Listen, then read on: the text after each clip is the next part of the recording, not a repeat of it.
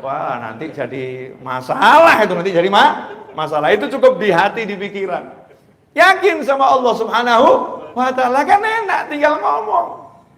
Ud'uni astajib lakum. Terakhir, udah 30 menit tuh. Perpanjangan waktu 10 menit ini udah. Ini adzannya kan sudah 3 menit lagi ya? Setelah adzan bisa nyambung lagi. Iya, setelah adzan saya mau nyambung di tempat yang lain. Saya ini malam ini jadwal ada neneknya murid saya itu tahlil yang hari ke-40. Jadi bukan jadwal saya ceramah di sini. Kebetulan Habib Gas lagi berhalangan. Kemudian saya diminta tolong karena saya lagi ada di Jakarta. Habib bisa nggak? Oke, siap, seneng saya. Kalau waktu buat ngajar apalagi di sini saya senengnya luar biasa. Nah, jadi setelah dari sini saya cus ke tempat yang lain. Boleh toh? Enggak boleh juga tetap jalan. Tetap jalan. Terus apa fungsinya ngomong? Ya enggak tahu, asal ngomong aja ini.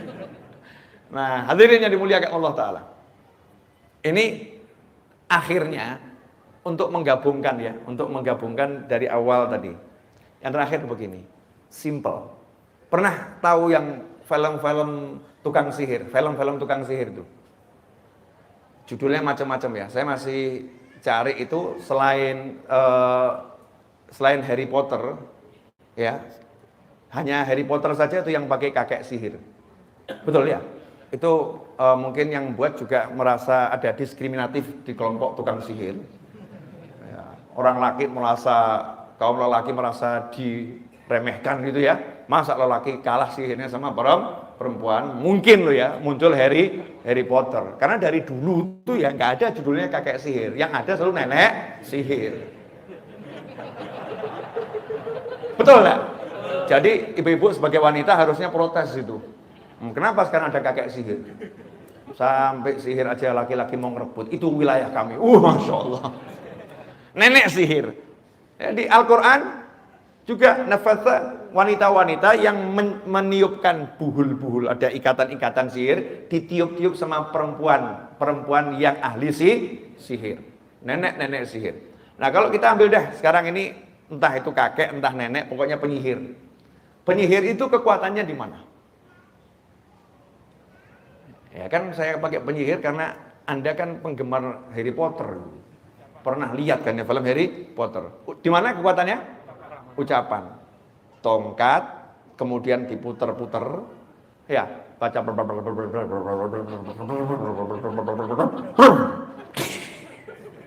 Betul? Nah, pertanyaan saya, sekedar ucapan kemudian bisa jadi? Enggak. Ternyata ucapan harus dengan konsentrasi, percaya kalau ucapan itu akan membuahkan hasil. Betul? Kodok, bus jadi kodok. Kaget. Jadi percaya pada ucapan. Ucapannya ada, percayanya ada. Ucapannya, mantranya ada, yakinnya ada. Maka jadi. Betul begitu? Ya, itu penyihir. Masa muslim pakai ilmunya tukang sihir? Kan enggak. Nabi Muhammad SAW ingatkan ilmunya anbiya wal mursalin, aulia wal sholin, semuanya dari zaman Nabi Adam sampai kapanpun. Kekuatannya itu kalau penyihir ada mantra, kita merapal doa. Merapal doa. Kekuatannya adalah di kalimat-kalimat doa. Kalimat-kalimat doa. Makanya muncul sabda Nabi Muhammad SAW, ad-doa silahul mu'min. Doa itu senjatanya mukmin. Sementara sekarang mukmin udah diajarkan meninggalkan doa. Kalau mukmin udah meninggalkan doa, maka kekuatannya mukmin akan runtuh.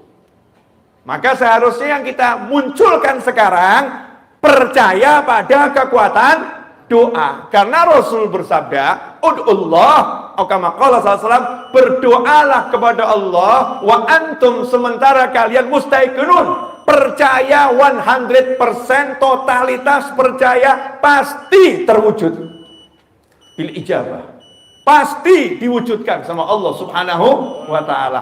Percaya doanya qabul, itu syarat orang yang berdoa. Nah, kalau udah doa pesimis, Kabul enggak ya? Kabul enggak ya? Seperti penyihir yang belajar nyihir, mantranya hafal tapi enggak jadi-jadi ya. Kenapa? Kurang percaya saja.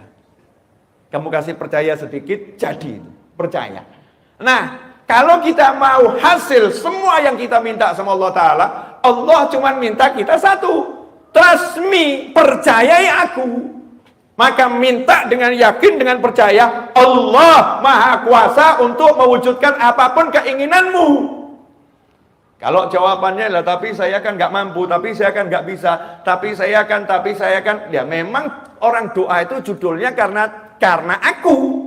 Karena aku bodoh, karena aku lemah, karena aku nggak punya, karena aku, dan engkau maha kaya, engkau maha pandai, engkau maha bisa, engkau maha, makanya aku minta sama engkau ya Allah, kan begitu. Jadi kalau dikembalikan, kan kamu begitu, ya memang karena saya begini, makanya saya minta sama Allah. Kan kamu banyak dosa, makanya saya minta sama Allah, karena Allah nggak memandang dosanya orang yang meminta. Orang tuh minta nggak disyaratkan, ud'uni, mintalah kepadaku, panggil aku, kalau kamu baik baru aku kabulkan. Nggak ono. Ud'uni astajib lakum, bala syarat, nggak ada syaratnya. Nggak ada syaratnya.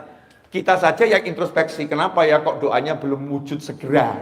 Kok nggak segera terwujud ya? Kok lama? Oh ya mungkin ada pemeriksaan kendaraanmu, suratnya nggak lengkap, ya terhambat di jalanan. Kalau suratnya lengkap ya langsung. Mungkin itu upaya kita untuk selalu memperbaiki kualitas kita dalam minta sama Allah Subhanahu wa Ta'ala. Tapi kalau aslinya Allah nggak pernah lihat modelmu seperti apa. Kalau minta dengan yakin dikasih. Iblis minta dengan yakin dikasih.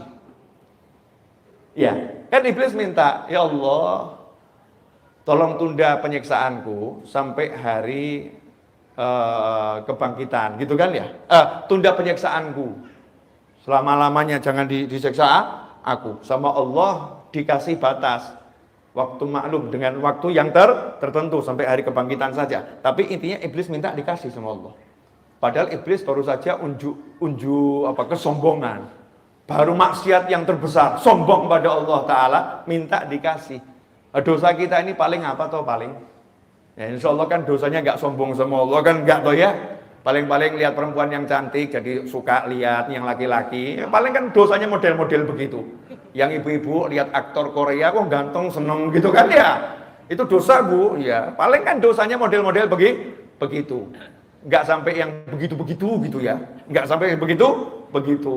Ya insya Allah kalau kita angkat tangan betul yakin sama Allah, minta sama Allah ya beres. Masalahnya yakin atau tidak. Jadi masalah hidupmu dan hidupku dan hidup kita semua simple sebetulnya.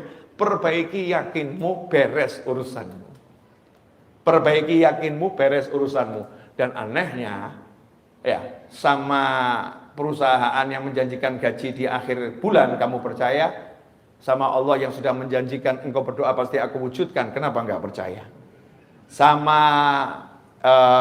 itu loh, kalau pesan online tuh ya, pesan online entah itu food apa gitu ya, kalau sudah pesan kemudian diklik, kemudian sudah siap dihantarkan, ya sudah siap dihantarkan, driver sedang mengantarkan pesananmu, ya engkau kan ya nyantai nunggu di rumah toh.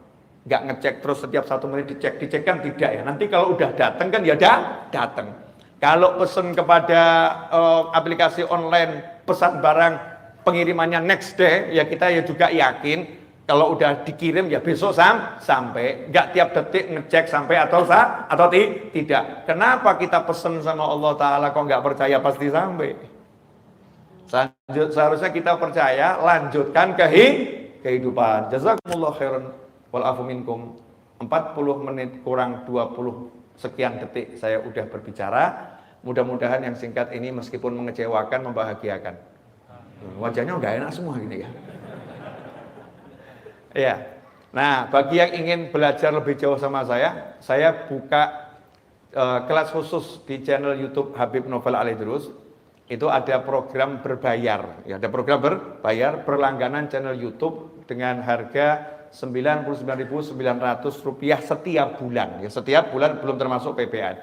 Nanti saya akan mengajar ajaran-ajaran khusus di situ. Di antaranya yang segera insya Allah saya akan mengajar di situ ya untuk pelanggan khusus Channel saya kan untuk semuanya gratis, tapi ada ruangan khusus yang berbayar, namanya ruangan santri virtual. Nah, di situ saya akan mengajar, insya Allah dalam waktu segera di pekan depan ini, entah Senin, entah Selasa, saya akan munculkan videonya, kitab Al-Hikam, ya, satu demi satu, di antaranya itu.